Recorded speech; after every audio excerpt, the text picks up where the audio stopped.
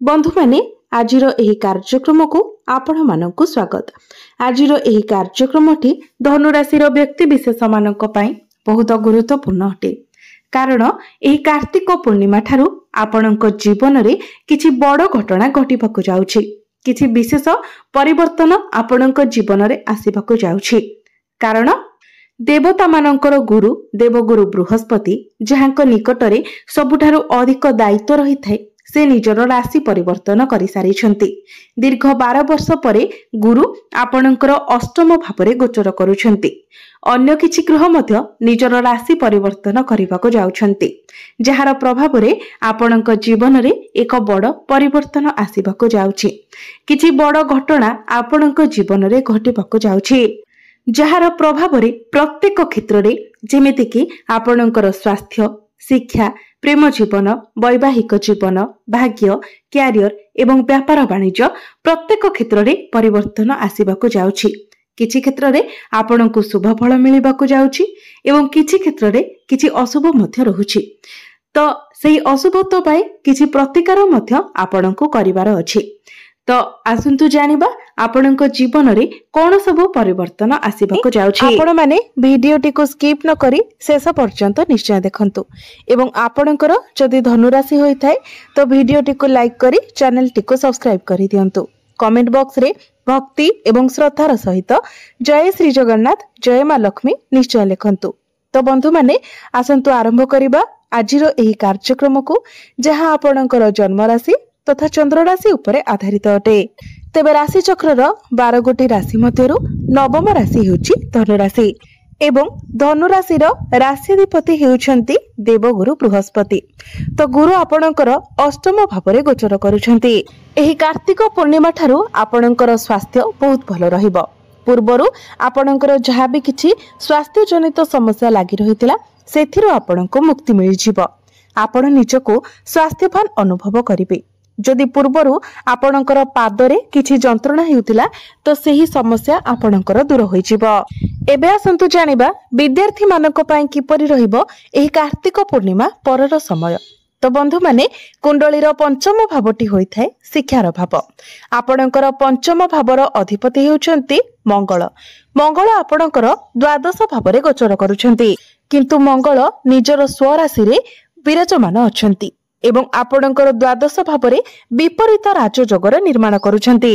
तेबे मंगल जेहेतु आपणकर द्वादश भावरे अछंती एवं शुक्रंकर दृष्टि आपणकर पंचम भावरे रहुछि, तो आपणकर एपरि किछि एग्जाम थाई पारे जहां आपणकर गृह ठारू टिके अधिक दूर रे रहि पारे। एहा व्यतीत आपणकर पाठ पढ़ा को नै मध्य दूर यात्रा करि पारंती। जदि आपण एपरि किछि प्लानिंग करूथिले जे आपण विदेश यात्रा करिबा पई किबा दूर यात्रा करिबा पई, तो ही कार्तिक पूर्णिमा परे आपणकर सेही स्वप्न साकार हेबो। मने रखंतु, अन्य कहार कथारे पड़ी आपण निजर डिसिजन को चेंज करंतु नाही। आपणकु जहा ठीक लागुची आपणकर पाठ पढ़ा पई आपण ताहा ही करंतु। जदि आपण अन्यर कथा सुनंती तो आपण समस्या रे पड़ी पारंती। शिक्षा क्षेत्र मध्य आपणकर एही कार्तिक पूर्णिमा ठारू बहुत भल रहुची। जदि एही कार्तिक पूर्णिमा परे आपणकर किछि एग्जाम अछि, कॉम्पिटिटिव एग्जाम अछि, प्रतियोगिता मूलक परीक्षा अछि, सरकारी परीक्षा अछि, तो सेथिरे आपणको सफलता मिलिबो। पाठ पढ़ारे आपणकर आग्रह मध्य आसीबो। आपणकर प्रेम जीवन कथा जदि कहिबा तो कुंडलीर पंचम भावटी आपणकर शिक्षार भाव हेबा सहित पंचम भावटी मध्य होई थाए आपणकर प्रेम जीवनर भाव। तो आपणकर पंचम भावर अधिपति मंगल आपणकर द्वादश भावरे गोचर करूछंती। शुक्र एवं सूर्यंकर दृष्टि आपणकर पंचम भाव उपरे रहुछि। गुरु आपणकर अष्टम भावरे गोचर करूछंती एवं गुरुंकर दृष्टि आपणकर द्वितीय एवं चतुर्थ भाव उपरे रहुछि। तो आपणकर बाणी रे मधुरता आसीबो। पूर्वरु आपणकर बाणी उपरे जे नियंत्रण रहु नथिला, आपण टिके शॉर्ट टेम्पर रहुथिले, तो वर्तमान आपण निज भितरे एक शांति अनुभव करिवे। पूर्वरु आपणकर प्रेम जीवन को नेकी आपणक भितरे जे डाउट्स आसुथिला, आपणक मन को जे शंका आसुथिला, से सब दूर होई जिवो। मंगल जेहेतु निजर स्वराशि रे विपरीत राजयोगर निर्माण करूछंती, तेणु पूर्वरु जदि आपणकर प्रेम जीवन रे कोनोसी प्रकारर समस्या लागि रहितिला, जदि आपणक मध्यरे कथावार्ता बंद होई जायतिला, ब्रेकअप होई जायतिला, तो पुणी थरे आपणकर संपर्क रे सुधार आसीबो। आपणक मध्यरे पुनर्बार प्याचअप हेबार संभावना बनुछि। किंतु सूर्यंकर दृष्टि जेहेतु पंचम भाव उपरे रहुछि तो आपणकर पार्टनर को मध्यरे टिके एग्रेशन देखि पारंती, टिके रागी स्वभाव देखि पारंती। किंतु जदि सबु दृष्टि देखिबा तो आपणकर प्रेम जीवन बहुत भल रहिबो, कारण आपणक मध्यरे भल पाइबा मजबूत बनिबो। वैवाहिक जीवन कथा जदि कहिबा तो कुंडलीर सप्तम भावटी होइथाय वैवाहिक जीवनर भाव। आपणकर सप्तम भावर अधिपति हेउछन्ति बुध। बुध आपणक कुंडलीर द्वादश भावरे गोचर करुछन्ति। 23 नवेम्बर को बुध बक्री होई आपणकर एकादश भाव को आसीजिबे। तो 23 नवेम्बर पूर्वरु आपणको टिके आपणकर वैवाहिक जीवन प्रति ध्यान रखिबार अछि। बुध जेहेतु त्वचार कारक ग्रह अटंती, तो 23 नवेम्बर मध्यरे आपणकर जीवन साथी को देखिबे जे तांकर टिके स्किन प्रॉब्लम देखा देई पारे, एलर्जी इन्फेक्शन भली किछिटा समस्या देखा देई पारे। छोट छोट कथा को नेकी जेमिति आपणक मध्यरे जुक्ति तर्क न हुए सेति प्रति आपण ध्यान देबे। किंतु 23 नवेम्बर परठारु आपणकर वैवाहिक जीवन रे सुधार देखिबा को पाइबे। आपणक मध्यरे पूर्वरु जहाँ भी किछि प्रॉब्लम्स थिला, मिसअंडरस्टैंडिंग थिला, से सब दूर होई जिवो। आपणक मध्यरे कनेक्शन स्ट्रांग हेबो, भल पाइबा बढ़िबो, ताळमेळ बहुत भल रहिबो। आपण दुई जण मिसी किछि बड़ डिसिजन नै पारंती। आपण केवाडे बुलिबाको जाई पारंती। एबे आसंतु जानिबा आपणकर भाग्य, क्यारियर एवं व्यापार वाणिज्यर स्थिति किपरि रहिबो एही पवित्र कार्तिक पूर्णिमा ठारू। तो बंधु माने कुंडलीर नवम भावटी होइथाय भाग्यर भाव एवं दशम भावटी होइथाय क्यारियर भाव। आपणकर भाग्य भावर अधिपति हेउछन्ति सूर्य। सूर्य आपणकर एकादश भावरे लाभ स्थान रे गोचर करुछन्ति। सूर्य आपणकर एकादश भावरे नीच भंग राजयोगर निर्माण करुछन्ति। तेणु एही कार्तिक पूर्णिमा परठारु आपणकर भाग्य प्रबल रहिबो। आपण जेउ भी कार्य रे हाथ देबे सेथिरे आपणको सफलता मिलिबो। तो ही कार्तिक पूर्णिमा परे जदि आपण भाग्य संबंधित किछि निर्णय नेउछन्ति निश्चित भाबरे सेथिरे आपणको सफलता मिलिबो। एही कार्तिक पूर्णिमा परे आपण कोनोसी जमी, भूमि, प्रॉपर्टी इत्यादि किनि पारंती, नूतन जान वाहन किनि पारंती, नूतन गृह इत्यादि निर्माण करि पारंती। एही कार्तिक पूर्णिमा परे आपण कोनोसी धार्मिक जगह को यात्रा करि पारंती, कोनोसी धार्मिक कार्य रे आपण योगदान करि पारंती। आपणकर गृह रे कोनोसी शुभ मांगलिक कार्यर आयोजन होई पारे।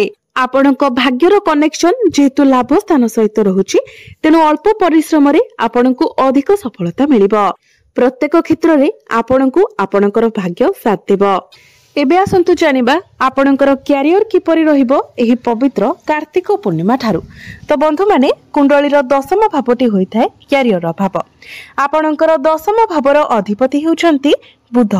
बुध आपणक कुंडलीर द्वादश भावरे गोचर करुछन्ति। तो द्वादश भावटी जेहेतु विदेशर भाव अटे, दूर यात्रार भाव अटे, तो आपणकर क्यारियर पई दूर यात्रा करि पारंती, विदेश यात्रा करि पारंती। आपण निजर काम कार्य को नेकी आपणको विदेश यात्रा करबाको पड़ी पारे। जो माने टेक लाइन रे अछंती, इंजीनियर अछंती, सर्जन अछंती, सेमानक पई एही कार्तिक पूर्णिमा ठारू बहुत अधिक सफलता मिलिबाको जाउछि। जदि आपण कंप्यूटर लाइन अछंती, कम्युनिकेशन रिलेटेड आपणकर किछि काम अछि, तो सेथिरे मध्ये आपणको बहुत अधिक सफलता मिलिबाको जाउछि। बुधक सहित मंगल अछंती, तो आपणकर क्यारियर रे बहुत एनर्जेटिक रहिबे। किंतु जेमिति आपण तरबरिया भाबरे कोनोसी कार्य न करंती सेथि पई आपण सतर्क रहिबा उचित। कारण जदि आपण तरबरिया होई किछि कार्य करंती तो आपणकर कार्य खराब होई पारे। आपण जतेबेले कोनोसी प्रेजेंटेशन देउछंती तो आपण सेतेबेले निजको स्थिर रखंतु। ओभर कॉन्फिडेंस होई निजर प्रेजेंटेशन को आपण खराब करंतु नाही। 23 नवेम्बर को बुध बक्री हुई आपणकर एकादश भाव को आसी जिबे। तो 23 नवेम्बर परे आपणकर क्यारियर रे आपण बहुत भलो ग्रोथ देखिबा को पाइबे। 23 नवेम्बर परे चाकरी क्षेत्र रे आपणको प्रमोशन मिलिबार बहुत अधिक संभावना रहउछि। आपणकर क्यारियर को नेकी आपणकर जहाँ भी किछि स्वप्न रहिछि से सब आपणकर पूर्ण हेबो। जो मानक निकट रे चाकरी नाही तो 23 नवेम्बर परे आपणको चाकरी मिलिबार। एहा व्यतीत शनि मध्य एही कार्तिक पूर्णिमा परे बक्रीरो मार्गी होई जिबे। एवं आपणकर चतुर्थ भाव शनि मार्गी हो जिवे। तो पूर्वर जदि आपणकर प्रॉपर्टी रिलेटेड किछि डिस्प्यूट चली तो से सबुर समाधान हो जिवो। जदि आपणकर मांकर पादरे किछि जंत्रणा थिला, स्वास्थ्य रे किछि समस्या थिला तो से सबुरे मध्य आपण सुधार देखिबाको पाइबे। कोनोसी कथा को नेकी जदि आपणकर मां चिंतित थिले, दुखरे थिले तो तांकर सही चिंता मध्य दूर हो जिवो। जदि क्यारियर रे आपणकर सीनियर को सहित, आपणकर बॉस को सहित आपणकर आर्गुमेंट चलीथिला, आपण निजरो क्यारियर को नेकी टेंशन रहउतिले तो से सबुरे मध्य आपण सुधार देखिबाको पाइबे। बिजनेस कथा जदि कहिबा तो बिजनेस एही कार्तिक पूर्णिमा ठारू आपणकर एवरेज रहिबो, कारण बुध द्वादश भाव में गोचर करुछंती। किंतु 23 नवेम्बर को बुध जितेबेले एकादश भाव को चली आसीबे तो 23 नवेम्बर परे आपणकर बिजनेस रे मध्य ग्रोथ देखिबाको पाइबे। आपणकर बिजनेस रे प्रॉफिट हेबो, आपणकर फाइनेंशियल ग्रोथ हेबो। तो एबे आसंतु जानिबा किछि प्रतिकार विषय रे। जे प्रतिकार गुडिक करिबा तरा आपणकर जहा सब अशुभत्व रहुछि से गुडिक खंडन होई जिवो एवं आपनको अधिक मात्रा रे शुभ फल प्राप्ति हेबो। सेथिपाई आपण प्रत्येक दिन हनुमान चालीसार पाठ करंतु। प्रत्येक दिन आपण सूर्यंकर बीज मंत्र 108 थर जप करंतु। प्रत्येक दिन आपण उदित सूर्य को तंबा पात्र रे जलार्घ्य अर्पण करंतु एवं प्रत्येक दिन आपण गुरुंकर बीज मंत्र मध्य 108 थर जप करंतु। जेहेतु आपणको कुंडली रे शनि अढ़ई चलीछि तो शनिंकर कुप्रभाव को कम करिबा पई आपण प्रत्येक दिन शनिंकर बीज मंत्र 108 थर जप करंतु। तेबे बंधु माने आपणकर जीवन मंगलमय हेउ, एहा ही ईश्वरंक निकटरे मोर प्रार्थना। धन्यवाद।